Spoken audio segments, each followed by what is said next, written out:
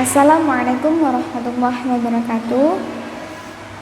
Alhamdulillahirabbil alamin wa bihi nasta'in wa ala umurid dunya waddin.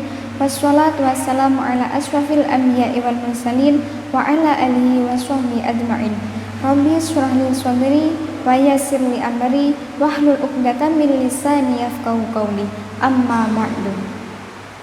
Pertama-tama, marilah kita panjatkan puja dan puji syukur kita kehadirat Allah Subhanahu wa taala, yang mana berkat rahmat taufik serta hidayahnya kita diberikan nikmat sehat sehingga kita dapat menjalankan ibadah puasa Ramadan tahun ini. Shalawat dan salam marilah kita haturkan kepada junjungan kita Habibana wa Nabiyana Muhammad sallallahu alaihi wasallam. Semoga kita semua diakui sebagai umat Rasulullah dan kelak mendapatkan syafaatnya di yaumul qiyamah. Allahumma amin. Anak-anak yang sholih dan sholehah, di sini Ustazah Sifa akan berbagi tips menghafal Al-Qur'an. Sebenarnya banyak sekali tips menghafal Al-Qur'an, tetapi di sini Ustazah akan berbagi 5 tips menghafal Al-Qur'an. Apa saja Ustazah? Yang pertama yaitu niat ikhlas karena Allah. Sebelum kita mulai menghafal Al-Quran, kita harus menata niat kita. Kita harus menata hati kita. Kita niatkan menghafal Al-Quran ikhlas karena Allah Subhanahu wa taala. Rasulullah SAW bersabda, "Innamal a'malu binniyat." Segala amal itu tergantung pada niatnya. Jadi ketika niat kita baik, maka hasilnya akan baik. Akan tetapi, jika niat kita buruk, maka hasilnya akan buruk. Sholih dan sholihah, niat ini sangat penting.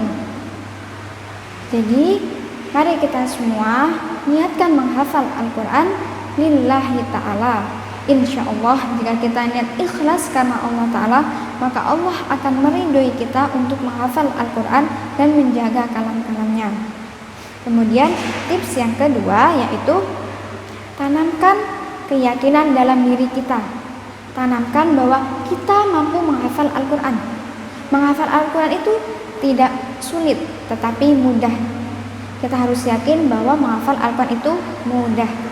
Jika kita yakin bahwa menghafal Al-Quran itu mudah, maka insya Allah kita dapat menghafal Al-Quran dengan mudah. Selanjutnya, tips yang ketiga yaitu tartil. Allah berfirman dalam Al-Quran surah Al-Muzammil ayat 4. Warattilil Qur'ana tartila. Dan bacalah Al-Quran dengan tartil atau perlahan-lahan. Sholih dan sholihah, marilah kita biasakan membaca Al-Quran dengan tartil. Apa yang dimaksud tartil? Tartil adalah membaca Al-Quran dengan secara perlahan-lahan dengan memperhatikan hukum-hukum tajwid. Jadi kita membaca Al-Quran itu tidak sembarangan. Dan kita membaca Al-Quran itu juga tidak terburu-buru. Membaca Al-Quran itu punya aturan, ada hukum-hukumnya. Apakah ini harus dibaca panjang, apakah ini harus dibaca pendek. Jadi membaca Al-Quran itu tidak sembarangan. Nah, sholih dan sholihah, kita biasakan membaca Al-Quran dengan tartil.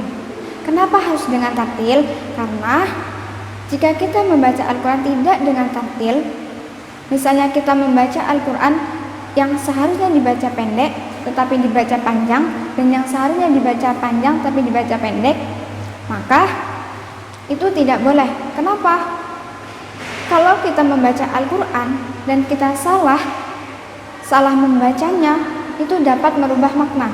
Dan ketika sudah merubah makna, maka kita membaca Al-Quran itu bukan mendapat pahala, akan tetapi mendapat dosa. Makanya kita harus hati-hati dalam membaca Al-Quran. Kita harus memperhatikan hukum-hukum tajwidnya. Panjang pendeknya bacaan kita harus perhatikan. Selanjutnya, tips menghafal Al-Quran yang keempat yaitu menghafal Al-Quran dengan cara berulang-ulang. Misalnya, anak-anak menghafal Al-Quran surah An-Naba. Kita menghafal Al-Quran surah An-Naba ayat 1.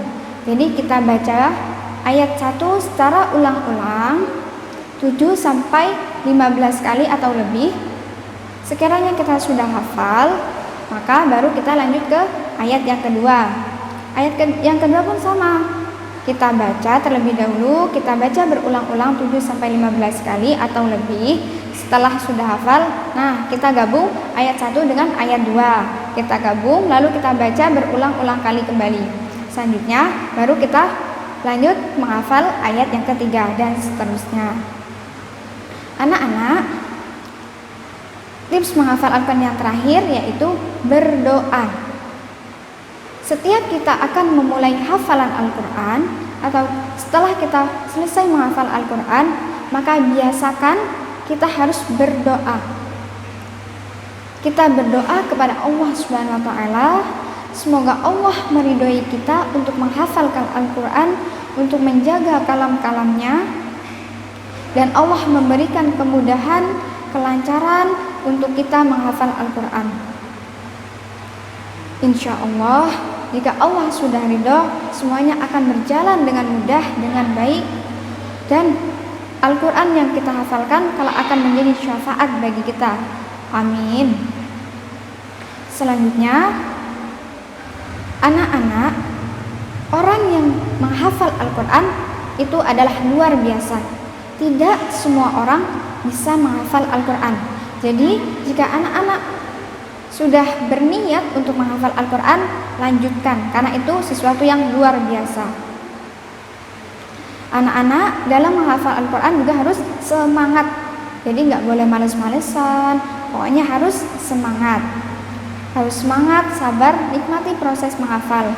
Dan semoga kita dapat menghafalkan Al-Quran sampai khatam.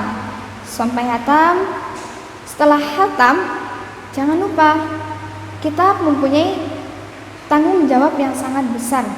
Tanggung jawab apa? Tanggung jawab Al-Quran itu sendiri. Kita harus menjaganya, harus selalu mengingatnya hingga akhir hayat kita. Nah, maka dari itu kita harus benar-benar harus dengan sungguh-sungguh untuk menjaga hafalan kita. Karena itu sangat penting. Ketika kita mampu untuk menjaganya, maka kelak Al-Quran itu bisa menjadi syafaat bagi kita.